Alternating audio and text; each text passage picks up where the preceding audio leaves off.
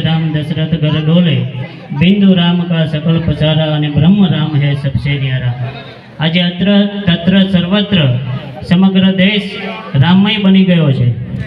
मेरे मन में भी राम, मेरे तन में भी राम, मेरे श्वास में भी राम, उस श्वास में भी राम, जपू राम राम राम, जपू राम राम राम। तो आવું જ એક સરસ મજાનું ગીત લઈને આવે છે, मेरे घर राम आएंगे। ધોરણ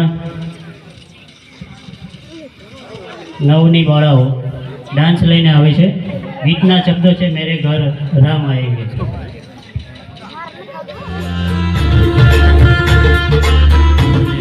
આખું ગામ રામમય બની ગયેલું, પ્રસાદનો પણ લાભ લીધેલો। ખૂબ આનંદ અને ઉત્સાહ સાથે આખા દેશમાં રામનો ઉત્સવ ઉજવાયો। जिंदगी में सदा हंसते रहो, हंसना हमारी ज़रूरत है।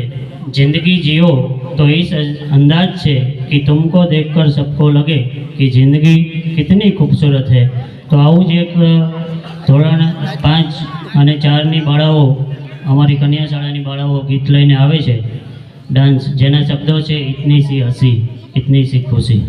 એ દેશની સારી કેળવણી શાળા શિક્ષણ ઉપર રહેલો છે।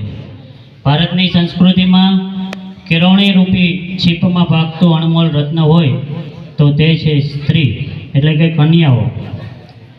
સ્ત્રીઓના ઉદ્ધાર માટે આજે કેળવણી શિક્ષણ એ ખૂબ મહત્વનું છે। સ્વામી દયાનંદ સરસ્વતીએ પણ લખ્યું છે કે એક પુરુષ શિક્ષિત હોય તો તે માત્ર એકલો જ ઉપયોગી બને છે, એટલે ઘર ચલાવે છે, પરંતુ એક સ્ત્રી શિક્ષિત હોય તો સમગ્ર કુટુંબને સુદૃઢ સંસ્કારી બનાવે છે। આજના આ યુગમાં સ્ત્રી શિક્ષણ, સ્ત્રી કેળવણીનું અનેરું મહત્ત્વ છે। કન્યા કેળવણીનો રથ દરેકે દરેક મા બાપે ખેંચવો પડશે, દીકરીઓને ભણાવવી પડશે, સમાજે એની ચિંતા કરવી પડશે। આપણે ત્યાં કહેવત છે કે ભણેલી દીકરી બે ઘર તારે। જો દીકરી ભણેલી હોય તો તેના માતા પિતાનું ઘર અને સાસરિયાનું ઘર એમ બે ઘર તરી જાય છે। તો આવું જ એક કન્યા કેળવણીનું નાટક લઈને આવે છે હાઈસ્કૂલની વિદ્યાર્થીનીઓ। देख ब्याह तो तेरा होगा। ખાસ આ બાજુના વિસ્તારમાં આપણે જોઈએ તો દીકરીના શિક્ષણનું પ્રમાણ ખૂબ ઓછું છે।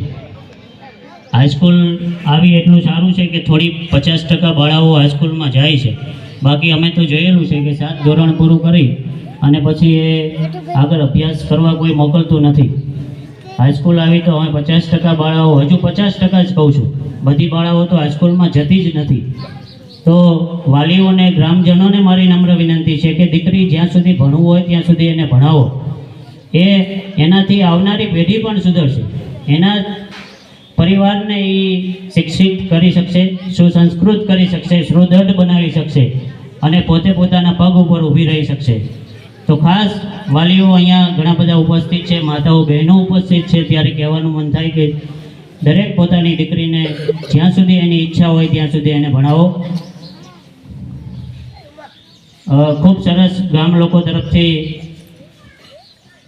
દાનની સરવાણી શરૂ થઈ છે। બાબુભાઈ જજીરિયા તરફથી ₹500।